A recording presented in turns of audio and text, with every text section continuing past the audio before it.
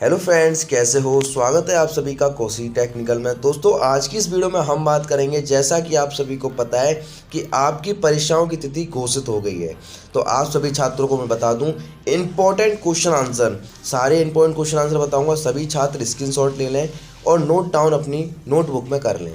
तो चलिए मैं आपको दिखा देता हूँ इंपॉर्टेंट क्वेश्चन आंसर। ये जो है चैप्टर फर्स्ट की पहली वीडियो है, RAC refrigeration and air conditioning की। नेक्स्ट वीडियो में नेक्स्ट इंपॉर्टेंट क्वेश्चन आंसर बता दूंगा।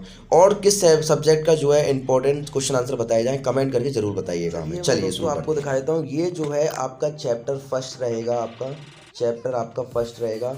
इस पे इंपॉर्टेंट क्वेश्चन आंसर बता दूंगा। देखो, 5 नंबर के, पहले तो आपको क्वेश्चन पेपर समझिए कैसा आता है। 10 नंबर के आपके 1 नंबर वाले प्रश्न आता है, जो कि आपका 10 नंबर का हो गया, ठीक है ना। फिर आता है आपके 2 नंबर वाले प्रश्न आते हैं, जो कि आपके 5 आते हैं, ये भी आपके 10 नंबर का हो गया, ठीक है ना। तो आप यदि इन प्रश्नों को कवर कर लोगे तो आपको 20 नंबर पक्के हो जाएंगे। तो सबसे पहले मैं छोटे छोटे प्रश्न जो आपको सॉल्व कराऊंगा, उसके बाद हम लॉन्ग क्वेश्चन आंसर की तरफ चलेंगे, ठीक है। चलिए तो दोस्तों, यहाँ पर आप सबसे पहले मैं आपको दिखा दूँ, रेफ्रिजरेशन किसे कहते हैं। व्हाट इज रेफ्रिजरेशन, तो ये क्या होता है। देखो, मैं आपको दिखा देता हूँ, आप समझते चलिएगा। सबसे पहले देखो, यहाँ पर आप देख पाएंगे, उत्तर लिखेंगे, विज्ञान की वह शाखा जिसके, यहाँ पर देखिए, विज्ञान की वह शाखा जिसकी किसी स्थान वस्तु का तापमान कम करने के परिवेश में तापमान को कम बनाए रखने के लिए आवश्यक प्रक्रियाओं के बारे में अध्ययन करना रेफ्रिजरेशन कहलाता है। बात समझ में आई। मतलब कि जो विज्ञान की वह शाखा है जिसके अंतर्गत किसी वस्तु का तापमान कम करने तथा तापमान को कम बनाए रखने के लिए, मतलब कि ठंडी बनाए रखने के लिए जिस प्रक्रिया का प्रयोग करते हैं उसे रेफ्रिजरेशन कहते हैं। बात समझ में आ गई ना। चलिए नेक्स्ट क्वेश्चन की ओर चलते हैं। जो आपको समझ में ना आए वो कमेंट करके जरूर बताइएगा, ठीक है। नेक्स्ट क्वेश्चन क्या कह रहा है, रेफ्रिजरेशन के सिद्धांत की रासायनिक विधि स्पष्ट कीजिए। तो ये क्या है, जब किसी रासायनिक क्रिया के पूरा होने का ऊष्मा अवशोषित होने से उन्हें अवशोषित अनुक्रिया कहते हैं। रेफ्रिजरेशन की ऊष्मारोशी अभिक्रिया का प्रयोग करने के लिए ठंडक उत्पन्न की जाती है, ठीक है ना। ये भी इसका जो है मोस्ट जो सिद्धांत है, ये डायरेक्ट 2 नंबर में आता है पूछने का, ठीक है। सिद्धांत कई बार आया, आप चेक कर लीजिएगा अपने प्रीवियस ईयर के क्वेश्चन पेपर में। नेक्स्ट क्वेश्चन को चलते हैं, question number 3, gas throttling refrigeration को समझाइए। ये क्या होता है, देखो इसको मैं आपको समझा देता हूँ। तो सबसे पहले मैं आपको दिखा दूँ, यहाँ पर आप देख पा रहे होंगे, जब गैस को उच्च ताप पर संचित किया जाता है तो गैस ठंडी हो जाती है। इस दौरान एंथैल्पी की परिवर्तन नहीं होता है। मतलब कि जो मैस थ्रोटलिंग रेफ्रिजरेशन है उसको समझाइए। उसमें क्या देखा है, जब किसी गैस को उच्च ताप पर संचित किया जाता है, मतलब किसी गैस को उच्च ताप पर ले जाया जाता है तो गैस ठंडी हो जाती है। गैस क्या ठंडी हो जाती है, तो ऐसे ही एंथैल्पी की परिवर्तन नहीं होता है। तो ये आपका हो गया रेफ्रिजरेशन के गैस थ्योरी। अब नेक्स्ट क्वेश्चन है क्वेश्चन नंबर 4। क्वेश्चन नंबर 4 क्या कह रहा है, संवेदी ऊष्मा किसे कहा जाता है। तो किसी वस्तु की अवस्था में परिवर्तन किए बिना तापमान पर परिवर्तन करने की आवश्यक ऊष्मा संवेदी ऊष्मा कहलाती है। मतलब समझिएगा दोबारा, संवेदी जो ऊष्मा होती है उसे क्या कहा क्या जाता है। तो उसको देखो, किसी वस्तु की अवस्था में परिवर्तन किए जाने के बिना तापमान में परिवर्तन हो जाए तो उसमें आवश्यक ऊष्मा संवेदी ऊष्मा कहलाती है। मतलब कि तापमान में परिवर्तन के लिए आवश्यक ऊष्मा जो होती है उसको संवेदी ऊष्मा कहा जाता है।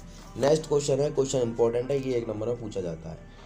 निष्पादन गुणांक क्या होता है। निष्पादन गुणांक क्या होता है, रेफ्रिजरेशन की प्रतिशत प्रभाव एवं किए जाने वाले कार्य अनुपात के निष्पादन गुणांक कहा जाता है। मतलब कि जो रेफ्रिजरेशन का प्रतिशत प्रभाव होता है, ये किए गए कार्य का अनुपात, और कार्य का अनुपात को ही जो है, कार्य का अनुपात को निष्पादन गुणांक कहा जाता है, ठीक है। इंपॉर्टेंट है, याद हो गया होगा, 1 नंबर का है, क्वेश्चन पेपर में ज़्यादातर पूछा जाता है। अब चलते हैं लॉन्ग क्वेश्चन आंसर की तरफ, जो आके आपके 2 नंबर में, 2 नंबर में आते हैं। ये आपका देखो, सबसे पहले क्वेश्चन वही है, थोड़ा लॉन्ग वे में आपको समझाना पड़ेगा क्योंकि ज़्यादा नंबर में पूछा गया है। यदि आपको ज़्यादा नंबर चाहिए तो ज़्यादा बड़ा लिखना पड़ेगा। यदि आपका 1 नंबर का तो आपको शॉर्ट वे में लिख देना है, ठीक है। चलिए क्या देखो क्या पूछ रहा है, ये पूछ रहा है रेफ्रिजरेशन एवं वातानुकूलन को समझाइए।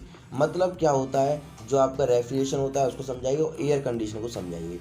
ये 2 टॉपिक को आपको अलग अलग समझाना है। तो देखो क्या होता है, पहले हम बात करेंगे रेफ्रिजरेशन की। रेफ्रिजरेशन क्या होता है, विज्ञान की वह शाखा, मैंने अभी ऊपर भी आपको बताया था, जिसमें किसी स्थान या वस्तु को तापमान कम करने या परिवेश तापमान कम बनाए रखने की प्रक्रिया को जो है हम रेफ्रिजरेशन कहते हैं। बात समझ में आ गई ना।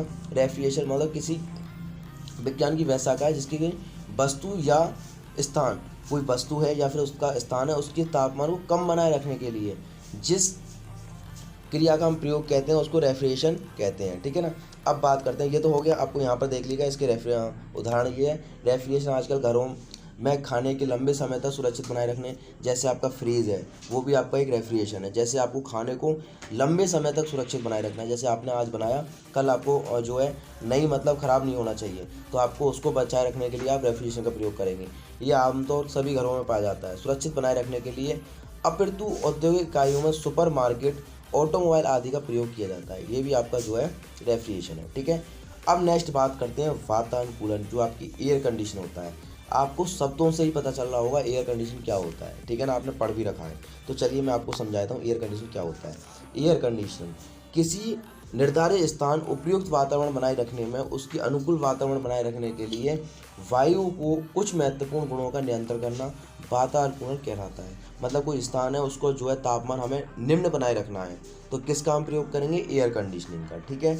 अच्छा, यहाँ पर उदाहरण आप देख लीजिए। उदाहरण जो है 2-3 नंबर में आ जाते हैं कि उदाहरण दे के समझाइए।